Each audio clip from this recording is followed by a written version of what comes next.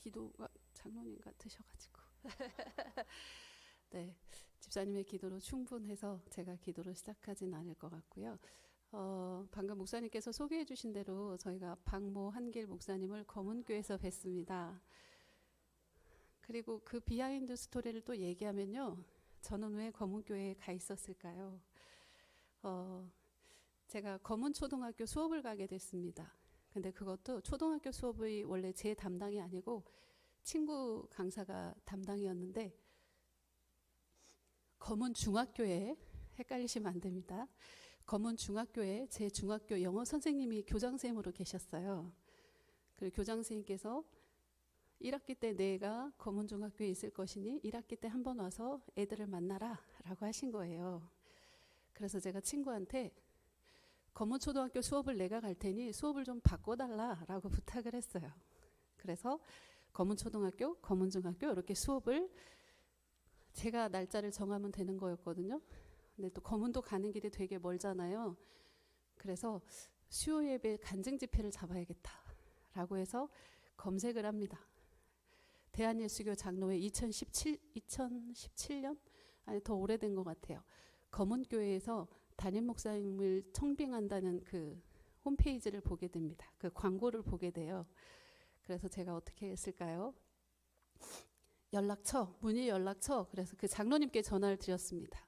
장로님 입장에서는 생전 처음 듣도 보도 못한 집사가 전화를 해서 검은중학교 수업을 온다는 사람이 선생님 같은데 갑자기 수요 집회를 오겠다고 하고 찬양을 하겠다고 하는데 나는 그 이름을 들어본 적이 없고 이러셨는데, 또 담임 목사님께서 이제 조사를 하셨겠죠. 왜냐하면 저희 사역자들이 교회를 갈 때도 교회를 검증하거든요. 가끔씩 찬양 사역자들 이단에서 막 부를 때가 있어요. 그래서 서로 검증합니다. 요즘은 좀 안타까운 상황이긴 한데 교회도 사역자를 검증하고 사역자도 교회를 검증합니다. 그렇게 해서 제가 그날 검은교회 수요 집회를 가게 됐습니다. 근데 그날 우리 산돌교회 목사님이랑 이렇게 오셔가지고, 또 목사님이 다른 교회에서 예배 드렸으면 모르는데 검은교회 오셔가지고 아마 이렇게 된 것 같아요. 근데 잘 보시면 하나님의 놀라우심이 있는 것 같아요. 중학교 때부터 이어진 거 아닐까요? 중학교 때 영어 선생님에게 사랑을 받고 인정을 받고 오너라 라고 했었고, 또 산돌교회는 늘 여름에 이렇게 검은도 가서 봉사하시는 그 스케줄이 정확하게 그날 맞아 떨어졌습니다. 그래서 만나게 됐고 제가 오늘 이 시간에 지금 여기에 있습니다. 네, 저희 교회는 식구가 되게 적어요. 그래서 아까 딱 앉았는데 사람이 너무 많은 거예요. 그래서 부담이 됐습니다, 목사님. 저희 교회는 목사님 설교하시고 사모님 기도하시고 제가 반주하고, 그리고 집사님 두 분이 이제 올 때 있고 안 올 때 있고 뭐 이렇게 예배드리거든요. 그래서 문득 뒤에 딱 앉았는데 외롭게 예배드리고 있을 우리 교회를 생각하니까 마음이 조금 울컥했습니다. 네, 많이 모였을 때나 또 적게 모였을 때나 교회에 있든지 어디에 있든지 간에 하나님은 어제나 오늘이나 늘 동일하시니까 감사함으로 또 하나님 이곳에 세우신 이유가 있으시겠죠. 네, 아까 그 첫 말씀 혹시 한 번만 더 볼 수 있을까요? 사사기 말씀 보여주실 수 있나요? 네, 제가 오늘 제목을 소모는 막대기라고 했습니다. 저는 말씨는 서울 같죠. 화양면 세포가 친정입니다. 화양면 손 한번 들어볼까요? 아, 그러시고 화양면이 파워가 있습니다. 화양면 세포교회가 제 모교고요. 네, 그렇습니다. 저는 실제 소를 몰았습니다. 소 풀을 뜯으러 다녔고 나무를 하러 다녔고 볕단을 이렇게 지게에 지고 다니던 그런 사람이어서 어느 날 사사기 말씀을 보다가 소모는 막대기가 마음에 확 왔어요. 그런데 말씀을 보시면 어떻게 돼 있냐면 소모는 막대기로 블레셋 600명을 죽였어요. 그런데 맨 마지막 말씀에 뭐라고 돼 있냐면 그도라고 돼 있습니다. 그도라는 건 무슨 뜻이냐면 그는 누구에게도 기대를 받지 못한 사람이었습니다. 너도 선지자야? 너도 장로야? 너도 교회 다녀? 너가 교회를 10년이나 다녔어? 이런 것처럼 아무런 기대도 소망도 없는 그런 삼갈이었습니다. 그런데 그 삼가를 하나님께서 사용해 주시자 블레셋 600명을 죽이는데 무엇으로요? 소모는 막대기로. 제가 소모는 막대기입니다. 소모는 막대기처럼 아무것도 아닌 자를 하나님께서 저 시골에서 저는 반주를 막 잘하진 않아요. 근데 하나님께서 중학교 2학년 때 교회 풍금이 있었습니다. 풍금을 아십니까? 풍금이 있었는데 학원도 없고 가르쳐주는 사람도 없는데 학교에서 음악 시간에 배운 건 플랫은 내리고 샵은 올리고 뭐 요것만 배운 지식을 갖고 있는데 교회 풍금이 있는데 이게 중3 선배 언니들이 반주 자리를 탁 잡고 있는 거예요. 너무 부러운 거예요. 피아노도 칠 줄 모르는데. 그래서 어떻게 했냐면 이렇게 보니까 수요 예배 때만 언니들이 자율학습을 하느라고 반주자 자리가 비어 있는 거예요. 그래서 그날 저녁에 부를 찬송가를 외웠어요. 그냥 외워가지고 가서 전도사님한테 당돌하게 얘기합니다. 전사님, 저 수요예배 반주하고 싶습니다. 너 피아노 못 치잖아. 일단 오늘 건 외웠습니다. 이렇게 했어요. 그리고 마지막까지 반주자로 남은 건 저 혼자였어요. 고3 때 화양고 나왔거든요. 고3 때 기숙사도 시작하고 뭐 이렇게 주일날 예배를 그 학교를 가야 되는 상황이었는데 저만 이렇게 예배를 드리고 갔어요. 믿음이 좋아서 그런 게 아니라 공부하기도 별로고 핑계도 대고 싶고 그래서 이렇게 가지 않았거든요. 가지 않고 예배를 드리고 가면 저 복도에서 학주 아시죠? 학주. 김인욱! 그래서 복도에서 그 자율학습하고 있는 애들이 다 들으라고 김인욱! 몇 시야? 그러면서 막 뭐라고 하시는 거예요. 그럼 제가 어떻게 했을까요? 똑같은 목소리의 톤으로 네 선생님 10시입니다 하고 이렇게 그러면 이제 그 막대기로 이리 와 해가지고 교무실로 불러서 너가 없으면 예배가 안 되냐 막 하시는 거예요. 그래서, 예, 제가 없으면 예배가 안 됩니다. 너가 설교를 하냐 기도를 하냐 뭐를 하는데 제가 반주를 합니다. 그래서 제가 없으면 우리 전사님 찬양도 잘 못하시고 그래서 예배가 이렇게 안 됩니다. 그럼 막 얘기했어요. 그래서 이제 조건을 거셨어요. 이번에 모의고사를 봐서 점수가 떨어지면 넌 이제 주일날 교회에 못 간다. 예 하고 일단 대답은 했어요. 그리고 저는 공부를 열심히 했을까요? 했으면 참 좋았을 텐데 공부는 하지 않았어요. 그냥 저의 고등학교 3년 생활은 그냥 너무 행복하고 자유로운 삶이었어요. 시험을 딱 봤어요. 결과가 나왔어요. 같은 교회 다니는 친구가 있었거든요. 근데 잘 보세요. 우리 청년들도 있는데 시험 결과가 딱 나왔는데 저는 20점이 올랐는데 평균이 올랐어요. 전체. 그 같은 교회 다니는 그 친구는 20점이 떨어진 거예요. 그래서 그때 주임쌤이 그 자유하게 해주셨어요. 그런데 내 면이 있으니 내 체면이 있으니 일단 밖에서 그 복도에서 1시간씩 무릎 꿇고 있다가 들어가거라 라고 하셨어요. 아, 쌤, 그 정도는 제가 하죠. 라고 이렇게 모종의 거래를 하고 고3을 마쳤습니다. 아까 보니까 그 좀 있으면 항존직 이렇게 투표도 있고 하시던데요. 이 얘기를 먼저 시작하게 하신 이유가 뭘까라고 생각했는데 사명이 생명입니다. 네, 소명이 생명입니다. 여러분 사명 조금 덜 내려놓고 좀 쉰다고 특별한 거 하나도 없어요. 교회밖에 못 가 있을 것 같아서 막 이렇게 기웃기웃 하시잖아요. 별거 없습니다. 사명을 사모하시고 교회에 꼭 붙어 계셨으면 좋겠어요. 그렇게 철없이 무슨 믿음이 있어서도 아닌데 제가 정말 성실하게 중2 때부터 저 아이 낳을 때도 하나님 앞에 기도했어요. 하나님 저 수술 안 돼요. 자연분만 해야 돼요. 그리고 주일날 예배 드려야 되니까 날짜 잘 계산해서 알아서 해주세요. 라고 해서 아들 둘을 낳았는데 주일을 성수했습니다. 네, 한 번도 예배를 이렇게 빠뜨리지 않고 반주 자리를 지킬 수 있었어요. 하나님께서 저를 왜 이렇게 세우시고 은혜 주시고 사랑해 주실까라고 생각했더니 어느 날 그 생각이 들었어요. 제가 하나님 앞에 이쁜 짓을 한 건 별로 없는데 그냥 소처럼 성실했던 것 같아요.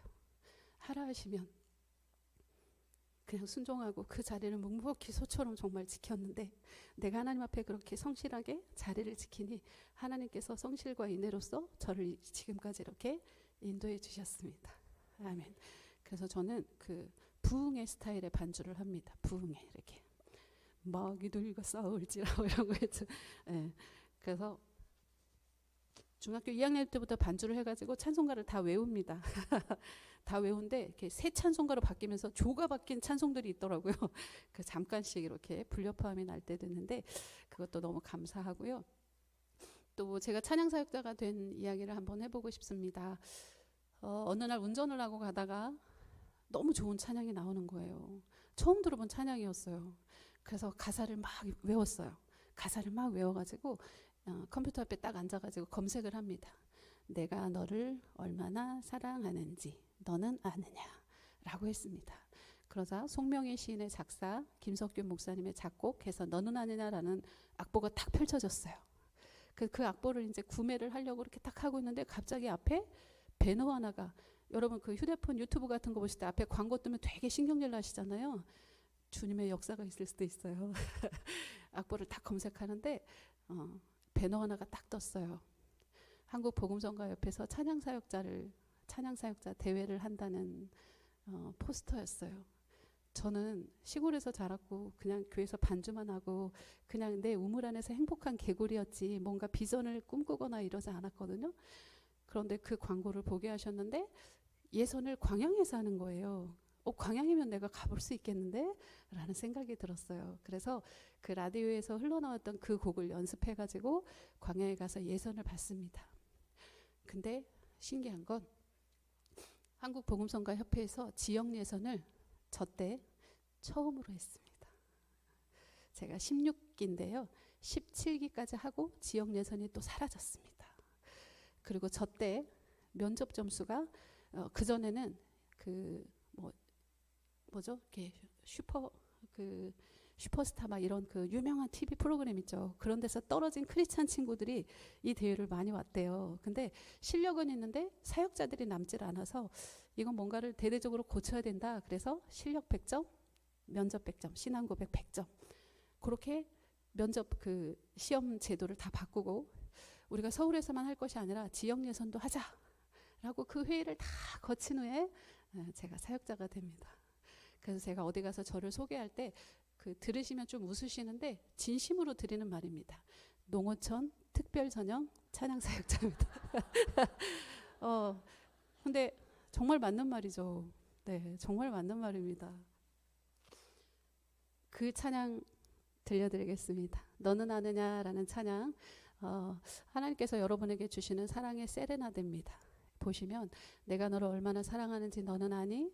내가 너를 얼마나 좋아하는지 너는 아니? 최근에 사랑한다는 고백 목사님 사모님께 받으셨어요?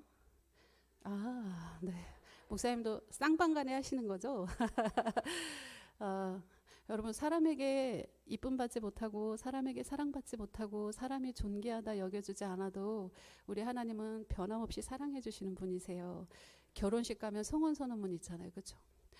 검은 머리가 팥뿌리가 되도록 가난할 때나 부유할 때나 건강할 때나 아플 때나 병들었을 때나 막 하는데 어때요?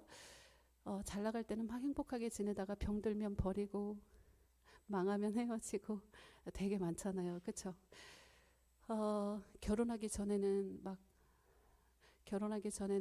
내가 이렇게 반신불수가 되어도 평생을 간호할 수 있을 것 같은 그런 사랑이 내 안에 있습니다 하고 이렇게 프로포즈를 했는데 결혼하고 나면 감기 걸려서 저녁 함께 안 차려주는 것도 되게 불평하고 막 그러더라고요.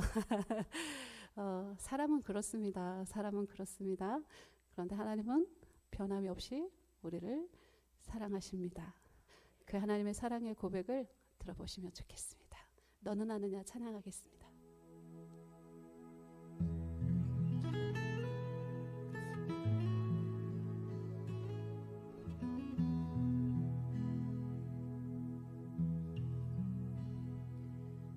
내가 너를 얼마나 사랑하는지 너는 아느냐? 내가 너를 얼마나 좋아하는지 너는 아느냐? 내가 너를 얼마나 기다렸는지 너는 아느냐?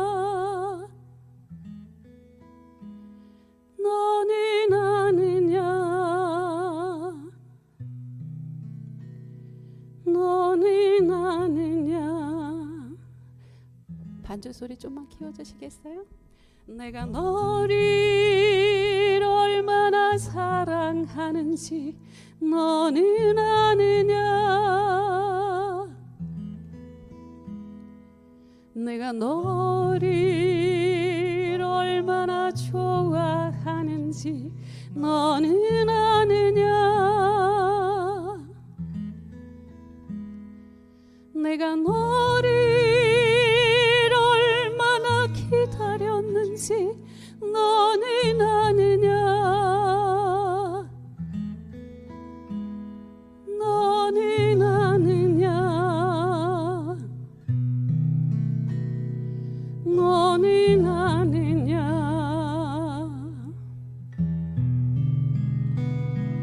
내가 너를 살리려 나의 생명을 주었고 내가 너의 수치를 씻으려 나의 생명을 준 것을 너는 아느냐. 나의 은혜를 얼마나 알며 내 사랑의 노래를 너는 아느냐.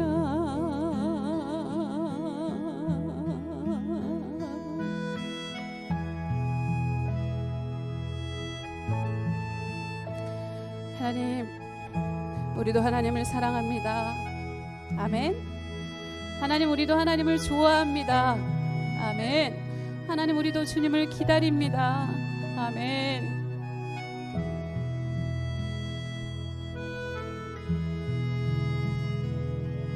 내가 너를 살리려 나의 생명을 주었고 내가 너의 수치를 씻으려 나의 생명을 준 것을 너는 아느냐. 나의 은혜를 얼마나 알며 내 사랑의 노래를 너는 아느냐. 내 사랑의 노래를 너는 아느냐.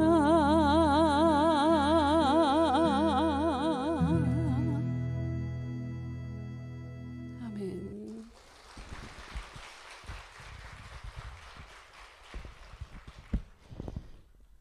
처음 듣는 곡이신가요? 찬양 좋죠.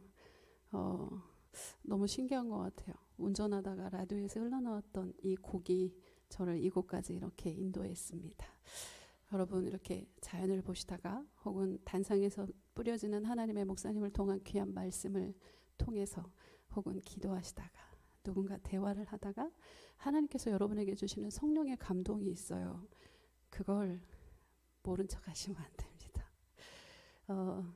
은혜 받을까 봐 부흥회 안 다니시는 분들이 있더라고요. 아시죠? 은혜 받으면 뭐 해야 될 것 같고 은혜 받으면 뭐 결단해야 될 것 같고 아는 분은 그랬던 것 같아요. 교회를 다녀야 되는 건 알겠는데 교회 가면 술 담배를 끊어야 돼서 그 못 다니시겠다는 거예요. 그래서 내가 그 사촌 오빠였거든요. 오빠, 술 담배를 하고 또 천국을 가야지. 그 무슨 소리냐? 술 담배 한다고 천국 못 가는 거 아니다. 라고 막 그래? 또 그런가? 근데 왠지 교회 다니면 끊어야 될 것 같은데 하나님 별로 안 좋아하실 것 같은데 이렇게 대화를 나왔던 그런 기억이 있습니다. 네, 말씀드린 것처럼 저는 세포교회 출신입니다. 대학교 2학년 때까지 다녔고 어렸을 때 되게 큰 소원이 뭐였냐면 아빠가 장로님이고 엄마가 권사인 친구들이 너무 부러운 거예요. 그게 너무 기도 제목이었어요. 하나님께서 그 기도를 들어주셨을까요? 안 들어주셨을까요? 들어주셨어요. 그리고 아빠께서 3년 전 4월 5일 식목일 날 세포교회 출신들이 그 목회, 여수에서도 목회하시는 분들이 되게 많아요. 그 세포교회 목사님께서 이번 임직식과 또 은퇴장로식이 있었는데 이번은 축하나 이렇게 뭐 권면 이런 모든 순서를 세포교회 출신 목회자들로 다 한번 해보자 해가지고 저는 찬양 사역자여서 이제 찬양을 하게 됐어요. 그날 저희 아빠가 이제 은퇴장로식 하는 날이었어요. 제가 맞인데 별로 효도를 잘 못했는데 그날 엄마 아빠가 되게 좋아하시던 그 기뻐하시는 모습을 봤어요. 맞인데 큰딸로는 못한다고 엄마한테 늘 구박덩어리거든요. 오늘도 그렇고 어제도 그렇고. 근데 그날은 저희 엄마가 기분이 좋으셨나 봐요. 이렇게 다른 청년한테 봤니? 내 딸이다 하시는 걸 또 제가 봤잖아요. 그래서 나에 대한 태도가 조금 바뀌시려나 했는데 여전히 똑같으셨습니다. 네, 그때만 잠시 그랬습니다. 근데 아빠가 4월 5일 날 장로 은퇴식을 하시고요. 그 교회 막 큰 화분 같은 거 있잖아요. 그런 거 번쩍번쩍 드시는 장로님이시고 수요예배 또 찬양 인도하시는 분이셨는데 그해 8월에 4개월 후죠. 네, 코로나 백신을 맞고 2차를 예약해놓고 그 사이에 돌아가셨습니다. 아프시고 장례식까지 한 달이 걸리지 않았어요. 너무 황망했어요. 어떻게 그렇게 가실 수 있었을까라는 생각을 했는데 또 엄마는 이런 고백을 하시더라고요. 아빠가 저희 한참 클 때 20년 전에 아빠가 폐가 안 좋으셨는데 하나님이 그때 데려가셨으면 어쩌실 뻔했냐라고 하시면서 지금 갑자기 데려가신 게 아니라 하나님이 20년을 연장해 주신 것 같다라고 고백하셔서 우리도 다 그렇게 그냥 순종하고 사람의 죽고 사는 것은 다 하나님께 달려 있잖아요. 그리고 이제 아빠 장례식 치르고 다 정리하고 어느 정도 시간이 지났는데 제가 아빠의 그 부재를 인정하기가 조금 힘든 거예요. 그리고 슬퍼할 시간도 없었어요. 그래서 어느 날 그때도 이제 어디 집회 가서 찬양을 하고 그 다음에 이제 다 같이 막 뜨겁게 기도하잖아요. 그래서 내가 오늘은 맘 먹고 한번 울어버리라. 마음을 딱 먹고 이제 이렇게 자리에 앉았어요. 기도회 하면 막 불이 꺼지잖아요. 그래서 내가 하나님 우리 아빠요 하려는데 하나님께서 뭐라고 하셨을까요? 잘 있다? 하나님 우리 아빠요 라고 하는데 하나님께서 내 거다 하시는 거예요. 그래서 정말 눈물이 내려오려다가 쏙 올라왔어요. 그래서 제가 하나님 우리 아빠요 하는데 내 거다 하시니까 네. 제가 뭐라고 하겠어요. 내 아빠 아니고 우리 아빠 아니고 하나님 거다라는 그 말씀이 위로가 되어서 가끔씩 몸소리치게 갑자기 막 불쑥불쑥 아빠가 보고 싶을 때가 있는데 그럼에도 불구하고 하나님께 주셨던 그 말씀으로 인해서 위로가 되었습니다. 우리 혹시 산돌교회 사랑하는 식구들도 갑작스러운 사랑하는 사람의 부재를 만나거나 이렇게 됐을 때 내 것이 아니고 하나님의 것이다 라고 이렇게 생각하시면서 그렇게 위로를 받으셨으면 좋겠어요. 어느 날 간증을 듣는데 한 피아니스트가 이렇게 유학을 다 마치고 이제 한국을 들어가면 이렇게 막 콘서트와 막 예술의 전당 콘서트와 막 이런 게 다 예약이 돼 있었대요. 그래서 들어가려고 하는데 마음이 되게 불편함이 있는 거예요. 그래서 하나님께 기도했대요. 하나님 저 한국 들어가길 원치 혹시 않으신가요? 라고 여쭤봤대요. 대답이 없으시더래요. 그래서 계속 기도하다가 하나님이 시원한 마음을 주실 때까지 기도를 했는데 혹시 하나님 제가 한국에 들어가서 이렇게 공연을 하는 것을 원치 않으시고 아프리카나 이런 오지 선교를 가서 그곳에서 먼저 하나님 앞에 찬양하기를 원하세요? 그 생각이 들어서 하나님 앞에 이렇게 여쭤봤대요. 그때 하나님께서 응답해 주시는 거예요. 뭐라고 하시면서 그래 가라 이게 아니었어요. 가자 그러셨대. 하나님은요 우리에게 가라 라고 하지 않으세요. 뭐라고 하시죠? 가자 라고 하시는 거예요. 어느 날 그 간증을 듣다가 이 곡을 쓰게 됐어요. 제가 지금 음반이 아직 나오지 않아서 여러분이 이렇게 처음 듣는 곡일 거예요. 제가 그 곡을 한번 불러드리고 싶어요. 가라 하지 않으시고 가자라고 말씀하셨던 그래서 그 제목을 양에게라는 제목으로 제가 이렇게 작사를 하게 되었습니다. 그래서 그 곡을 부를 텐데 그 말씀뿐만 아니라 또 한 가지 더 간증을 덧붙이자면 목사님 부부께서 청소년 사역을 위해서 모든 공부와 준비와 시스템과 모든 것들을 다 완벽하게 딱 맞췄어요. 이제 사역을 시작하면 돼요. 무슨 일이 벌어졌을까요? 하나님께서 그 목사님을 데리고 가신 거예요. 모든 수년 동안 그 모든 사역의 준비를 마쳤는데 사모님이 홀로 남으셨죠. 그리고 사모님은 중보기도의 역사도 있으시고 매일매일 응답해 주신 그 하나님이 1년 반째 1년 6개월 동안 침묵하시는 그 기간을 견디게 됩니다. 원방도 했다가 슬퍼도 했다가 하소연도 했다가 화도 냈다가 막 했어요. 그리고 1년 반에 1년 6개월의 시간이 흘렀습니다. 그리고 나서 드디어 1년 6개월 만에 하나님께서 응답해 주셨습니다. 뭐라고 하셨을까요? 여러분이 듣고 싶은 음성, 하나님이 뭐라고 응답해 주셨을까요? 어느 날 갑자기 남편을 데리고 가고 아무것도 할 수 없는 홀로 남은 이 연약한 여인에게 1년 6개월 만에 하나님이 하신 말씀은 이제 일어날 수 있겠니? 라는 음성이셨대요. 그 사모님께서 지금까지 다음 세대를 위해서 문서 사역을 열심히 하고 계십니다. 하나님은 한 번도 우리를 떠나신 적이 없으십니다. 예수님께서 승천하실 때 하셨던 말씀, 내가 세상 끝날까지 너희와 항상 함께 있으리라. 사람의 말이 아니라 예수님의 약속입니다. 하나님은 신실하시고 시건치 않으시죠? 약속을 지키시는 분이시죠. 여러분, 하나님이 여러분의 세상 끝날까지 항상 함께 하신다는 사실을 믿으십니까? 아멘. 내가 범죄하고 있는 그 순간일지라도, 내가 낭망하여 있는 그 순간일지라도 항상 하나님께서는 이제 일어날 수 있어? 가자 라고 하십니다. 네, 양에게 찬양 들려드리겠습니다. 가사를 띄워주시면 좋겠습니다.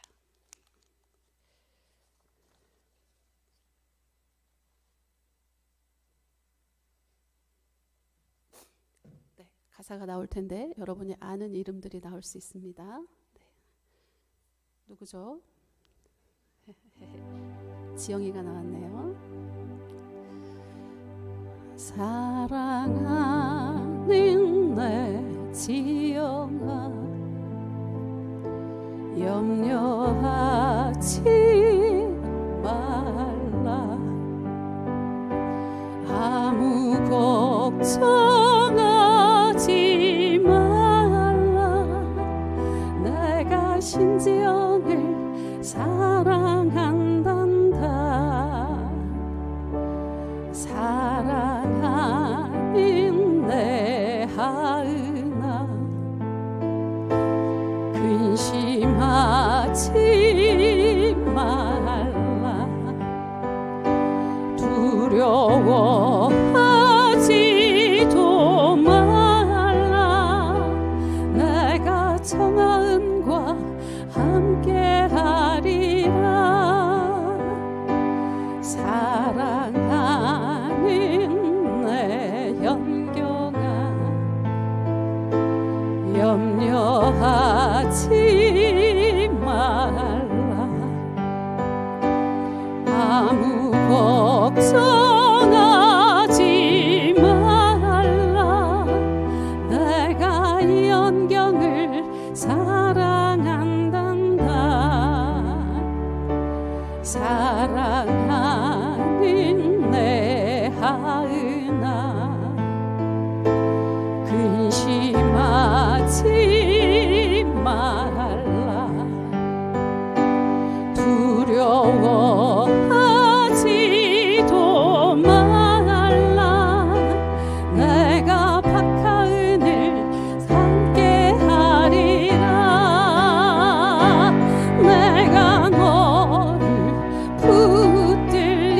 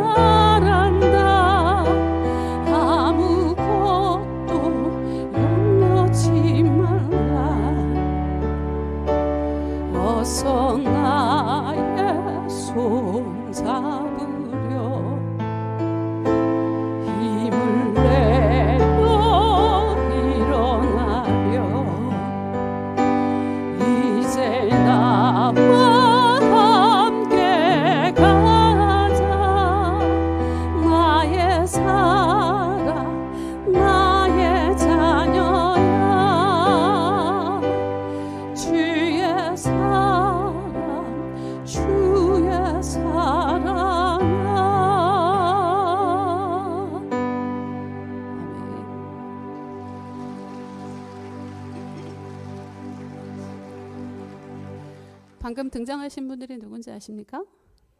와, 산돌교회는 역시 다르시네요. 누구지? 어느 구역이야? 이렇지 않으시고, 네. 실은 차량, 제가 그 박모 한길 목사님께 차량 운행하신 분들의 성함을 받았어요. 불러드리고 싶어서. 근데 너무 많으신 거예요. 목사님, 혹시 사모님들 성함을 좀 부탁드립니다 했더니 딱 맞더라고요. 네, 우리 차량 운행하신 선생님들, 우리 차량 섬기시는 또 식당 봉사하시는 분들, 보이지 않는 곳에서 수고하시는 모든 손길들 가운데 하나님이 차량 운행하시는 모든 손길에 그분들의 인생을 운행하고 계시고 운전하고 계심을 믿으시죠? 네, 아멘. 네, 감사합니다. 양에게라는 찬양이 있으면 또 산돌교회 한번 제가 테스트를 한번 해보겠습니다, 목사님. 양에게라는 곡이 있으면 또 어떤 곡도 있을까요? 우와, 누구세요? 우와, 감사합니다. 네, 양에게라는 곡을 방금 그 곡 제가 작사한 거예요. 어떠세요? 네, 뜰 것 같습니까? 이 곡을 제가 어디서 불렀냐면요, 전주에 가서 불렀는데, 전주에 그 이태원 유족 추모식 가서 이 곡을 불렀어요. 근데 작사할 때는 몰랐는데 하나님이나 주님, 성령 뭐 이런 단어가 하나도 없더라고요. 분명히 여러분은 아시죠? 분명 하나님이 여러분에게 주신 음성이라는 거 아시잖아요. 근데 하나님을 믿지 않는 사람들은 잘 모르시잖아요. 그래서 그곳에 가서 그 이태원 유족들 중에서 가장 많은 희생자가 난 곳이 전북이고, 전북에서 전북이 8명이었는데 그중에 전주가 4명이었고 전북대 출신이 3명이었어요. 30대 엄마의 김치를 너무 좋아하는 그 30대 직장 생활하던 아들을 잃고 나서 그 엄마가 이렇게 아들에게 내 아들이 사라졌다고 이렇게 막 하는데, 그때 하필 또 김장철이었어요. 그래서 엄마 김치를 좋아하던 그 아들이 얼마나 사무쳤을까라는 생각을 이렇게 해봤거든요. 그래서 그곳에 가서 제가 이렇게 이 곡을 불러드렸어요. 그분의 아들의 이름을 넣어서. 근데 성령님께서 만져주셨어요. 감사하다고 하시면서 저를 끌어안고 막 우셨어요. 제가 할 수 있는 건 그것뿐이었지만 하나님께서 이 곡을 통해서 또 그분들을 위로하시니 되게 감사하다는 생각이 들었어요. 그 한 목사님께서 이렇게 간증 집회를 가셔서 들으신 이야기를 제가 또 들었는데, 한 여자 집사님께서 이제 간증 집회를 다니시는 거예요. 근데 그 집사님은 어떤 사연이 있냐면 아들을 먼저 천국에 보냈어요. 아들을 먼저 천국에 보내고 하나님이 주신 은혜들이 너무 많으셨어. 하나님이 주신 위로와 은혜들이, 기적들이 너무 많아서 그것들을 간증하러 다니시는 거예요. 그리고 그 간증의 마지막에 이 말씀을 하십니다. 여러분, 제가 아들을 잃고 나서 하나님이 주신 은혜가 너무 많습니다. 그런데 이 은혜 다 가져가셔도 좋으니 내 아들 한 번만 다시 만져봤으면 좋겠다고 그 마지막 간증을 들으시고 은혜가 되었노라고 이제 목사님께서 이렇게 간증하시는 걸 들었어요. 저는 어떤 소원이 하나 있냐면, 나중에 이혼한 가정들만 모여놓고 찬양 집회를 한번 하고 싶은 마음이 있어요. 저도 같은 사연을 가지고 있어서 나중에 이혼하신 분들, 이렇게 사별이 아니라 사별이든 이혼이든 이렇게 아픔을 가지고 있는 사랑하는 사람과 헤어진 사람들끼리 이렇게 모여서 그분들만 모여있는 곳에 가서 집회를 한번 하고 싶다. 근데 정말 할 거거든요. 나중에 그런 포스터나 이런 거 뜨시면 김인옥 집사가 드디어 사고를 신청하시는 분들이 없으셔야 됩니다. 없기를 바랍니다. 저도 그렇게 18년의 결혼 생활을 마무리하고 나서 실은 그때부터 주신 은혜들이 정말 많아요.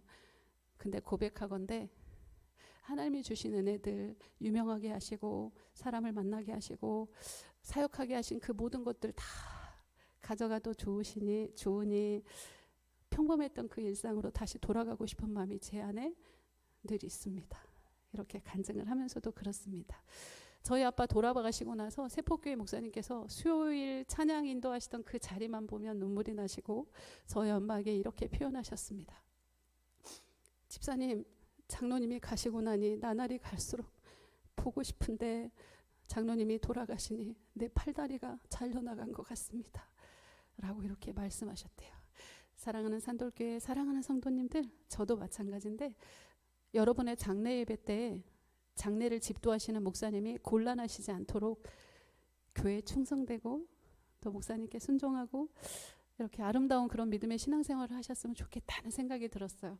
아빠의 그 목사님의 그 고백을 들으면서 나도 저렇게 죽어야지, 나도 내 장례 예배 때 목사님께서 이렇게 마음껏 다음에 만날 것을 이렇게 고백할 수 있는 그런 신앙으로 살고 싶다라는 생각이 들었어요. 이렇게 훌륭한 장로님과 권사님의 가정에도 저처럼 맞딸인데 이혼의 아픔을 가진 그런 상처가 있습니다. 여러분, 장로님 권사님의 가정이라고 해서, 목사님 사모님의 가정이라고 해서 어떤 문제가 생겼다고 해서 그것에 대해서 수군대거나 이렇게 하시면 안 돼요. 다른 사람의 아픔이나 문제가 보이거든 뭐 할 때입니까? 기도할 때입니다. 소문낼 때가 아니고 기도할 때입니다.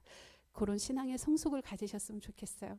물론 이런 얘기는 산돌교에서 전혀 쓸데없는 얘기라는 거 제가 잘 알고 있지만 그냥 생각이 나서 드리는 말씀입니다. 여러분, 풍성할 때는 믿음이 좋고 고난당할 때는 믿음이 없는 게 아니에요. 여러분, 알곡과 가라지 이야기 아시죠? 가라지 뽑을까요? 했더니 뭐라 그랬어요? 안 돼, 가라지 뽑다가 알곡도 뽑힐 수 있어 라고 해서 가라지를 그냥 두시기도 해요. 여러분, 제가 가라지일 수 있어요. 알곡이 아니라. 그래서 풍성하다고, 같이 장성했다고, 모양이 그럴싸하다고 내가 믿음이 좋은 게 아니고, 어떤 사람이 고난을 당했다고 해서 그 사람의 믿음이 좋지 않은 게 아니에요. 고난을 당할 때는 하나님 앞에 나아갈 수 있는 기도의 통로로, 풍성할 때는 하나님 앞에 감사하는 통로로 이렇게 서로 여기시면 좋겠어요. 자, 양에게의 짝꿍 노래, 목자에게, 아까 너무 잘 맞추셨어요. 네.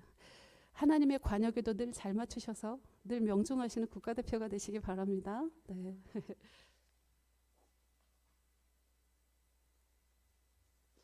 목자에게 들려드리겠습니다.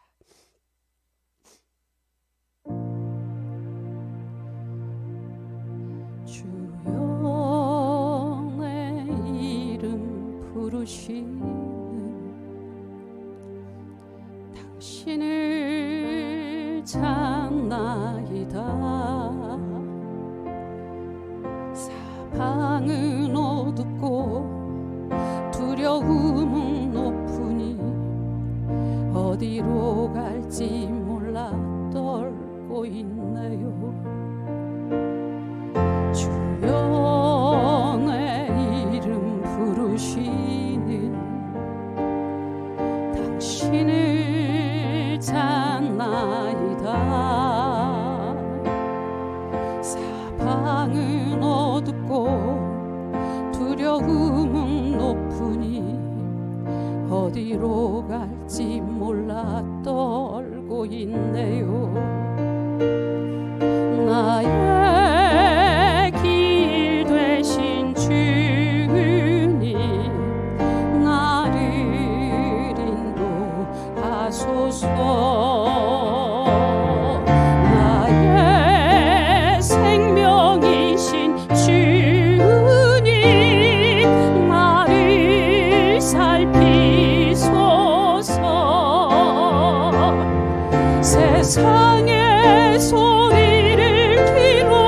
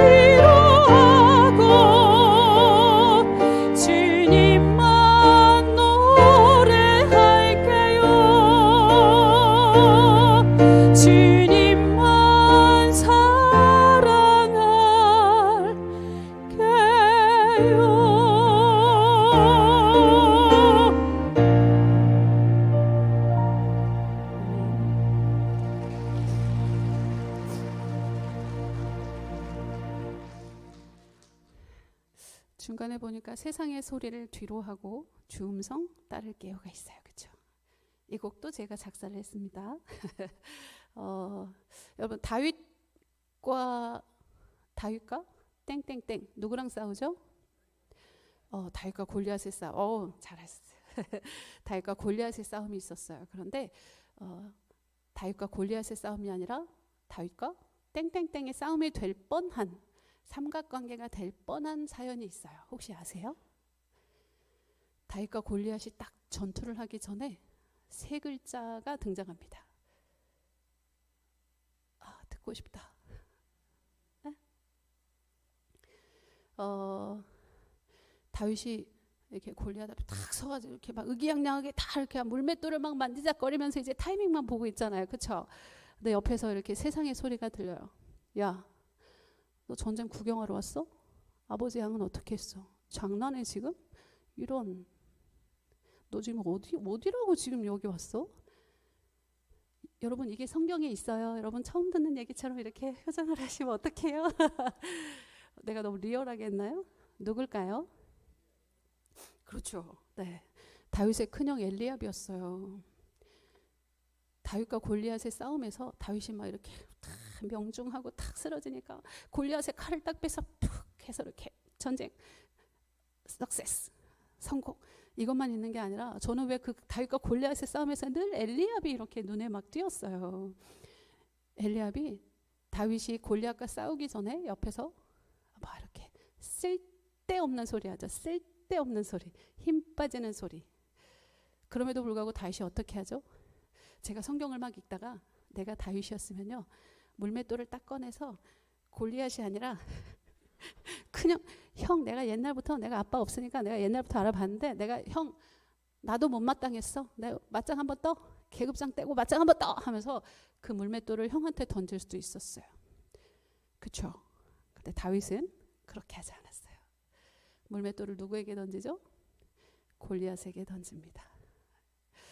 가끔씩 여러분을 막 힘 빠지게 하고 아프게 하고 하는 사람은 가장 가까운 사람일 겁니다. 근데 쓸데없는 소리입니다. 믿음에서 떨어지게 하고 물맷돌을 골리앗에게 던지려고 하는 나의 믿음에 되게 힘 빠지게 하는 소리가 있어요. 그 세상의 소리에 귀 기울이시면 안 됩니다. 아멘. 근데 그 세상의 소리가 주님의 음성 같아. 막 다윗이 골리앗과 싸워서 승리했다는 소식은 잘 이렇게 귀 기울이지 않고 막 세상의 소리에만 막 이렇게 주님의 말씀처럼 막 묵상할 때가 있어요. 그러지 않으시길 바랍니다. 아멘. 세상의 소리 신경 쓰지 마시고 근데 또 우리가 주의할 점이 하나 있어요. 내가 그 엘리압일 때가 있습니다. 잠시 한번 돌이켜보세요.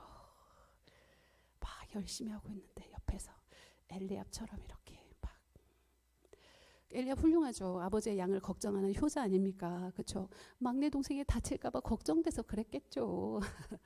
그런데 내가 엘리압은 아닌지 엘리압의 역할을 하고 있진 않은지 또 내가 엘리압의 소리를 주님의 음성으로 듣고 묵상하고 있진 않은지 잘 돌이키셔서 정리정돈을 잘 하셨으면 좋겠어요. 우리 다음 세대 젊은 친구들도 있는데 내 호주머니에 있는 물맷돌을 만지작거리다가 알았어 형 그래 맞다 나 아버지 양을 쳐야지 하고 그냥 돌아갈 수도 있었어요. 그렇죠? 그 물맷돌을 던졌는데 첫 발에 명중하잖아요. 첫 발이 실패할 수도 있어요. 그래도 어떻게 해야 돼요? 물맷돌 5개 다 써야죠. 다 쓰고 명중을 못해도 하나님이 지금까지 그 양을 지키면서 맹수들에게서 지키시고 훈련하셨던 그 물맷돌 5개 다 꺼내서 써야죠. 하나님을 대적하는 자에게 던질 수 있어야 됩니다. 아마 우리 청년들은 그 물맷돌을 명중시킬 수 있는 그 실력을 쌓으시는 시간일 거라고 생각합니다. 하나님의 때가 되면 예수 그리스도의 이름으로 선포하고 그 물맷돌을 엘리압이 아니라 골리앗에게 던짐으로 승리하시는 우리 모든 저와 여러분이 되었으면 좋겠습니다. 아멘.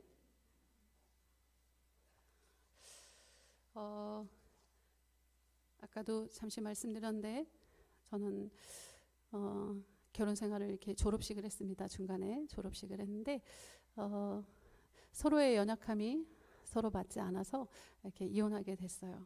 저도 늘 미안한 마음이 있고 그도 그런 마음이 있을 거라고 생각하고 있습니다. 결혼하고 나서 이렇게 행복하지 않았어요. 그래서 제가 결혼하고 5년 동안 하나님 앞에 막 매달립니다. 하나님, 저 이혼시켜 주세요. 아니면 저 좀 데려가 주세요. 라고 5년 동안 아침 금식을 하면서 하나님 앞에 막 이렇게 때를 썼어요. 아까 그 사모님처럼 저에게도 5년 동안 하나님이 단 한마디도 안 하셨어요.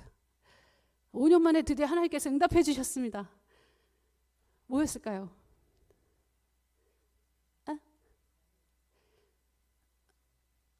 여러분과 저의 거리가 너무 먼 것 같아요.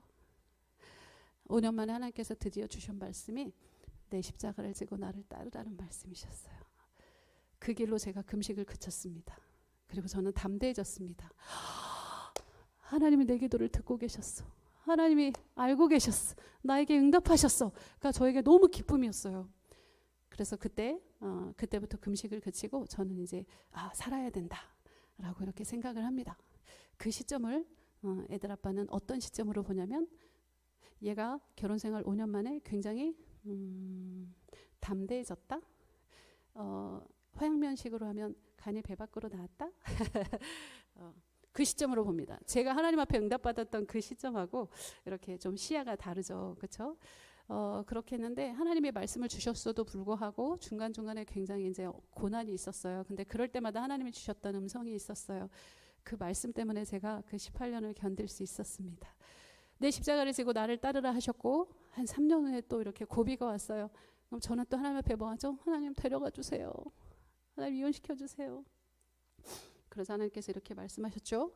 수요 예배 때 목사님이 설교를 하시는데 갑자기 천둥처럼 들리는 소리가 있었어요. 거저 받았으니 거저 주어라. 펑펑 울었어요. 3년 만에 주신 하나님의 말씀이었어요. 그쵸 하나님, 제가 하나님 앞에 거저받은 은혜가 너무 많죠. 알겠습니다. 라고 또 순종하고 한 3년 또 지나고 또 고비가 오죠. 패턴이 있는 것 같아요. 이때 또 하나님께서 말씀해 주셨습니다. 저 되게 복받은 자죠. 때를 따라 하나님께서 계속 말씀해 주셔가지고 하나님께서 그때는 이 말씀을 주셨어요. 내가 나를 사랑하니? 그럼요. 내가 나를 사랑하니? 네. 무엇이든 말씀하세요. 라고 했어요. 내 어린 양을 부탁한다 라고 하셨어요. 아멘 하고 또 견뎠습니다. 그렇게 18년이 됐어요. 18년이 되고 서로의 부족함이 이렇게 정말 크게 치다르게 돼서 이렇게 이혼을 하게 됐는데 제가 늘 기도하면서 하나님 앞에 했던 게 뭐냐면 하나님, 제가 우리 아들만 둘인데 교복 입을 때까지만 견뎌볼게요 라는 게 기도 제목이었어요. 근데 18년을 딱 살고 나니까 둘째가 중1, 큰애가 고1 해서 둘 다 교복을 입었더라고요. 그리고 나서 생각했어. 내가 교복이 아니라 군복 입을 때까지만 참아볼게 했으면 좀 더 견딜 수 있었나? 이런 생각도 이렇게 했던 것 같아요. 근데 이제 출애굽기 말씀에 보면 더 숨길 수, 요게벳이 모세를 이렇게 아기 모세를 키우지만 더 숨길 수 없게 되매 라는 말씀이 있어요. 저의 부족함도 숨길 수 없게 되고 아이 아빠의 부족함도 숨길 수 없는 상황에 이르렀어요. 그래서 하나님께서 저는 그 시점을 출애굽이라고 얘기했어요. 출애굽을 하고 나는 해방이 되고 자유의 몸이 됐는데 여전히 힘든 거예요. 그래서 그 사모인 친구가 있어요. 친구한테 전화해서 친구, 왜 출애굽을 했는데 이렇게 똑같이 힘들어? 그랬더니 친구가 이렇게 얘기해 줬어요. 이녹, 그것도 여전히 광야야 라고 하는 거예요. 40년의 광야 생활 아시죠? 그렇구나 라고 이렇게 알게 되었습니다. 아침마다 그 아이들 학교 갈 때 늘 안고 이렇게 기도해 줬어요. 14층에 살았는데 그 남자애들이잖아요. 청소년 교고 막 하니까 이렇게 엄마가 앉는 것도 막 싫어하고 기도가 길어지는 것도 되게 싫어해요. 그럼 14층으로 엘리베이터를 딱 눌러놓고 그 14층 올라오기 전까지만 기도할 수 있어요. 내게 허락된 시간이 그거예요. 그래서 막 이렇게 방언하듯이 래퍼하듯이 막 기도를 막 했거든요. 이혼하고 나서 그것을 할 수 없다는 게 가장 마음이 아팠던 것 같아요. 그리고 우리 그 아이 키우시는 분들, 또 미래 이렇게 결혼하시고 하신 분들, 팁을 하나 알려드리면, 어렸을 때 아이들이 이렇게 마사지 해주잖아요. 샤워하고 나서 제가 아이들한테 마사지를 해주면서 이렇게 라임이 있어요. 비트가 있어요. 영육간에 강건하고. 여러분 머릿속으로 상상하세요.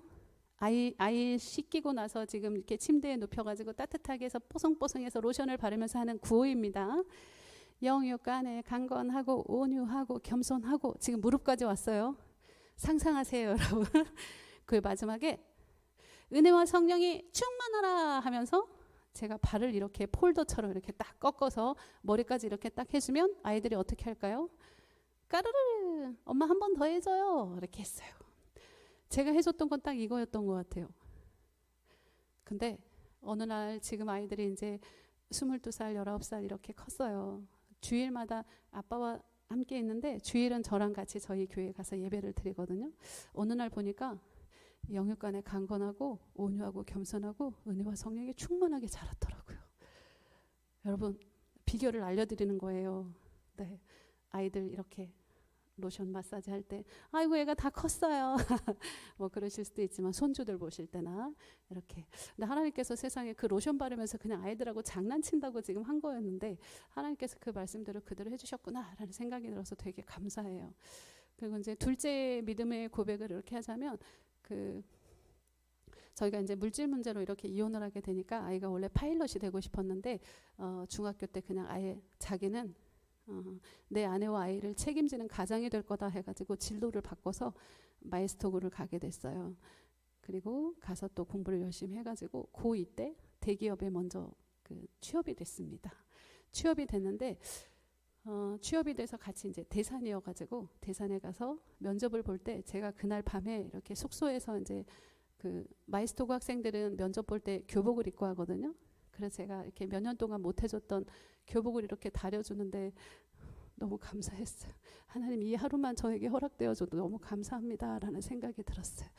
그리고 그때 이제 교통비 아직 결과가 나오지 않았는데 교통비 10만 원을 받고 같이 내려오는 길에 제가 아이에게 얘기했죠. 지훈아, 이름이 나왔네요. 이 회사에서 받은 첫 돈인데 하나님 앞에 이거 다 드리면 어때? 라고 했어요. 그러자 둘째가 그러는 거예요. 엄마 아직 합격도 안 했는데 뭔 좀 그래 나중에 합격하면. 근데 제가 그때 엄청난 말을 합니다. 떨어지면 은혜가 아니고 합격하면 은혜야? 라는 이런 엄청난 고백을 합니다. 저도 놀랐어요. 나 알았어 그러더라고요. 그 구주에 그 10만 원을 그대로 감사원금 봉투에 담아가지고 뭐라고 쓰길래 몰래 이렇게 봤어요. 고2짜리 저희 아이가 면접을 보고 와서 하나님 앞에 드린 감사원금의 봉투의 제목이 이거였습니다. 모든 것이 하나님의 은혜였습니다. 너무 부끄러웠어요. 감사했어요. 그리고 또 한 번은 지훈아 너에게 하나님은 어떤 분이야? 라고 했더니 하나님 뭐든 할 수 있지 라고 하는 거예요. 그래서 너에게 하나님은 능력의 하나님이시구나 그랬더니 아니 하나님을 위해서 뭐든 할 수 있다고. 근데 내가 아내와 자녀가 있는데 그 행복한 결혼 생활을 포기하라고 하면 그건 좀 곤란할 것 같아요. 그래서 제가 거기에 대한 간절한 사모함이 있잖아요. 하나님은 사모하는 영혼으로 만족해 주셔. 너의 소원을 하나님께서 기쁘게 받으시고 그렇게 해주실 거야 라고 이렇게 이야기를 나누었습니다. 로션 바를 때 기도해 주는 게 얼마나 중요한지 잘 아시겠죠? 네. 사랑하는 자녀를 위해서 또 사랑하는 사람을 위해서 이렇게 기도하시는 분들 되게 많으실 텐데 요게벳의 노래를 들려드릴게요. 기도와 눈물이 나머짐과 역청하고 같은 역할을 하고 있는 것 같습니다. 기도는 땅에 떨어지지 않습니다. 네, 하늘로 올려집니다. 여러분 하나님이 아시고 하나님이 하십니다. 아멘. 요게벳의 노래 들으시면서 그 갈대 상자 안에 여러분의 사랑하는 사람들을 담으시고 함께 기도하는 마음으로 들으셨으면 좋겠어요. 네.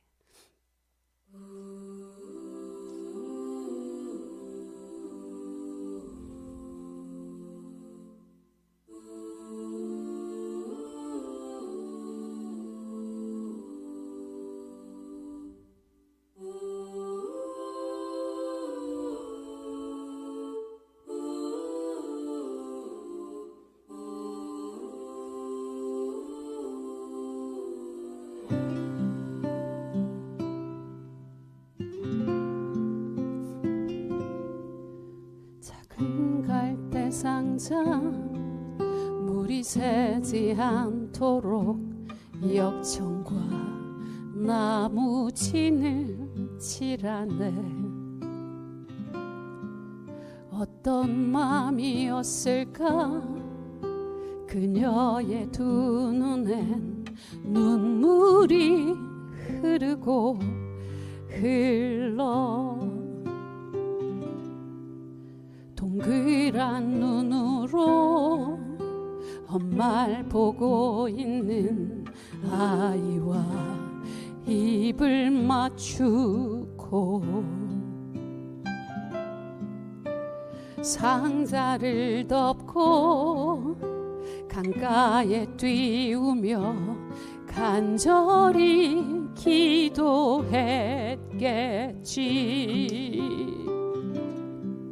정처 없이 강물에 흔들흔들 흘러내려가는 그 상자를 보며 눈을 감아도 보이는 아이와 눈을 맞추며 주저앉아 눈물 흘렸겠지. 너의 삶의 참 주인, 너의 참 부모이신 하나님 그 손에 너의 삶을 맡긴다. 너의 삶의 참 주인, 너를 이끄시는 주 하나님 그 손에 너의 삶을 드린다.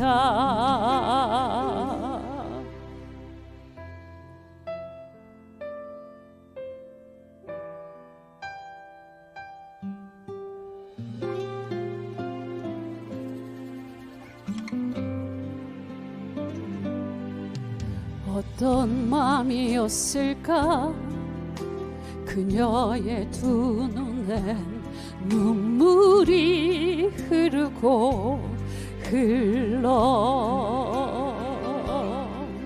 정처 없이 강물에 흔들흔들 흘러내려가는 그 상자를 보며 눈을 감아도 보이는 아이와 눈을 맞추며 주저앉아 눈물 흘렸겠지. 너의 삶의 참 주인, 너의 참 부모이신 하나님 그 손에 너의 삶을 맡긴다. 너의 삶의 참 주인, 너를 이끄시는 주 하나님 그 손에 너의 삶을 드린다. 그가 널 구원하시리. 아멘이시죠? 그가 널 이끄시리라. 그가 널 사용하시리. 그가 너를 인도하시리.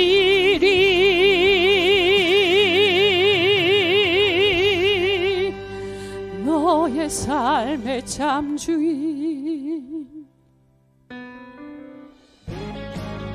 너의 삶의 참 주인, 너의 참 부모이신 하나님 그 손에 너의 삶을 맡긴다.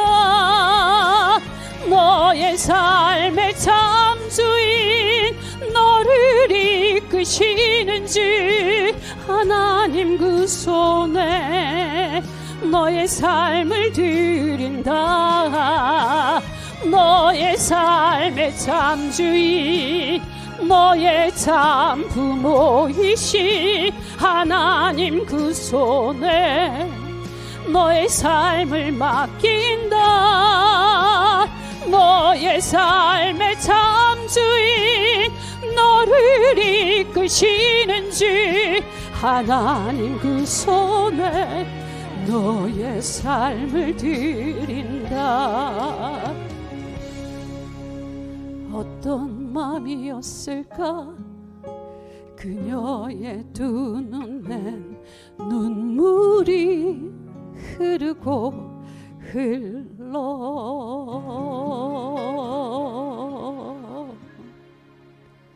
아멘.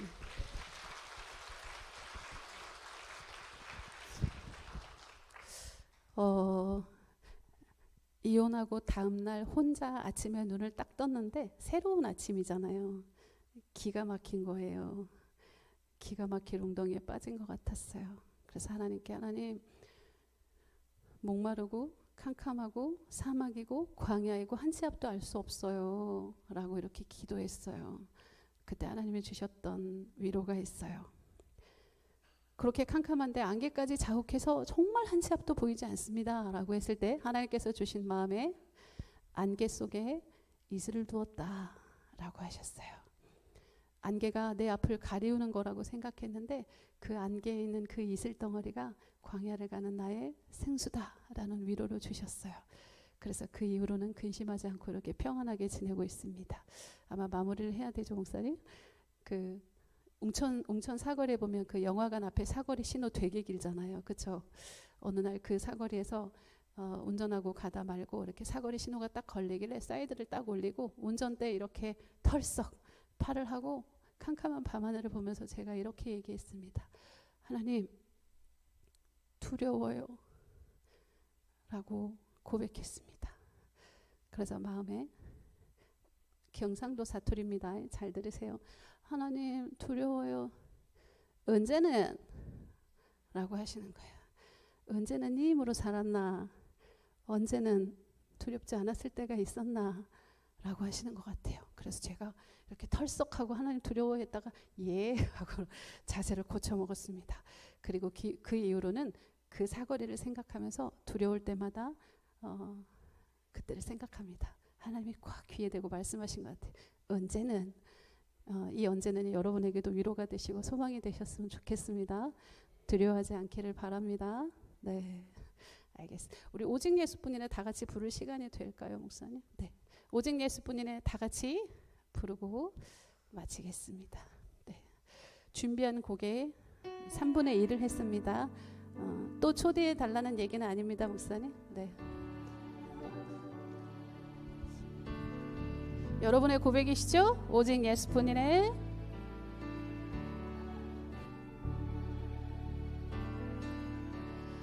은혜 아니면 살아갈 수가 없네. 호흡마저도 다 주의 것이니 세상 평안과 위로 내게 없어도 예수, 오직 예수뿐이네.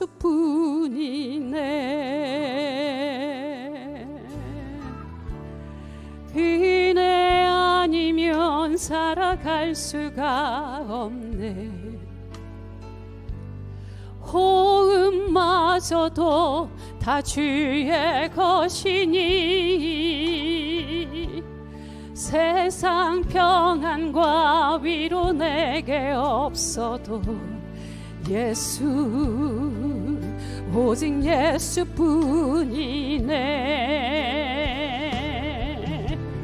그 진 계획 다 볼 수도 없고 작은 고난에 지쳐도 주께 묶인 나의 모든 삶 버티고 견디게 하시네. 은혜 아니면 살아갈 수가 없네. 호흡마저도 다 주의 것이니 세상 평안과 위로 내게 없어도 예수, 오직 예수뿐이네.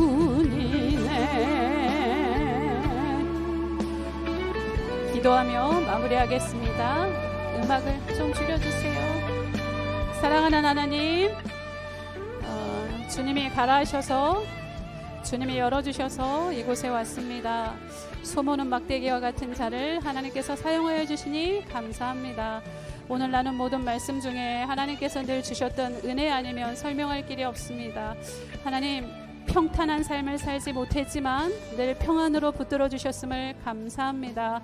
하나님이 다 알고 계시고 하나님이 다 하고 계시오니 더 이상 두려워하지 않는 저희들 될 수 있도록 하나님 인도하여 주시옵소서. 아내로 살게 하셔서 감사합니다. 엄마로 살게 하셔서 감사합니다. 며느리로 살게 하셔서 감사합니다. 하나님, 우리에게 주어진 모든 이름과 달란트와 그 직분대로 하나님 주어진 동안 늘 감사함으로 살아가는 저희가 될 수 있도록 도우시고, 감당할 능력과 지혜와 하나님 모든 강건함도 주께서 허락하시길 간절히 원합니다. 사랑하는 이 교회 눈물 뿌려 기도하는 모든 기도 제목 가운데 하나님 응답하여 주시기를 원합니다. 살아계신 그 하나님으로 말미암아 하나님 이전보다 더 강하고 담대한 믿음을 가지는 우리 모두가 되게 하여 주시옵소서. 하나님, 엘리압과 같은 허탄한 소리를 하는 입술이 되지 않게 하시고 엘리압과 같은 허탄한 소리에 귀 기울이지 않는 저희들 될 수 있도록 하나님 인도하여 주시옵소서. 하나님, 신실하게 하나님을 사랑하고 신랑 되신 예수 그리스도의 신부로서 살아가는 저희 모두 되게 하여 주시옵소서. 이 시간도 함께 하심을 감사합니다. 하나님 사랑합니다. 좋으신 예수 그리스도의 이름으로 기도하였습니다. 아멘. 감사합니다.